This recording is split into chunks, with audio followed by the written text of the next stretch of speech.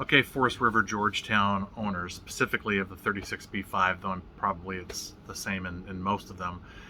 If you ever need to get your microwave out, and I'll talk about why in a second, it was a little bit of a mystery to figure out, but I got to figure it out. So I thought I'd make this video really quick just to show how you do it. The principles are the same as other microwaves and other RVs.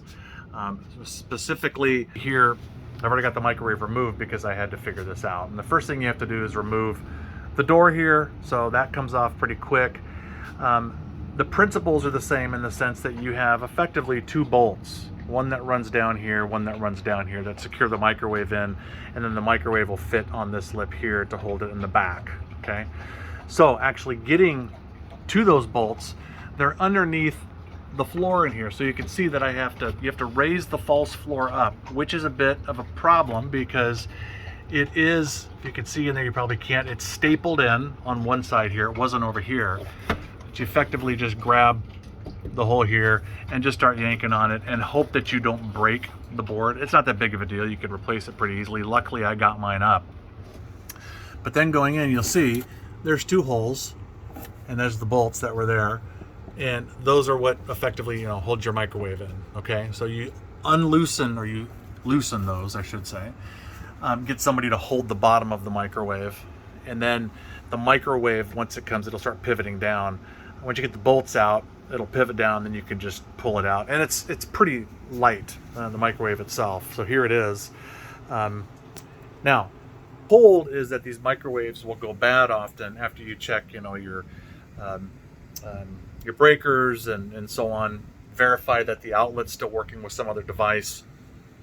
There's a slow burning fuse inside of the microwave that will commonly go out. So I thought, well, that'll be easy, right? I can just get the microwave out, can find the fuse, and no big deal. Now, luckily, my son-in-law, who we're staying with right now, is a refrigeration and heating repair technician for Fred Meyer. So he actually knows this stuff pretty well. So he helped me.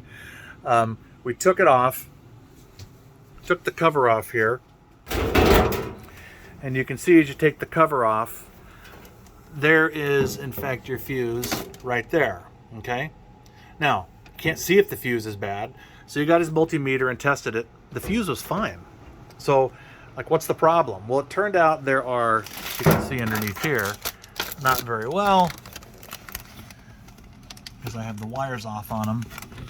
There are two thermostats down here. One is removed because that's the bad one, and that's actually what went bad. So he tested those.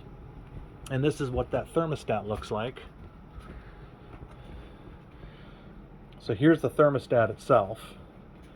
And I'm finding this bugger is hard to find. I'm up in Alaska right now near Anchorage, and I haven't found a store that has one of these yet, versus a 20 amp slow burning fuse, which Home Depot has. So that's a challenge. I think the learned lesson here I may just end up buying a decent microwave because these Magic Jeffs that they put in here are cheap junk. My son-in-law, who's, like I said, knows these electronics, looked at it and said, this is garbage. And microwaves are cheap, so that might be what I do. So, hope the video was helpful.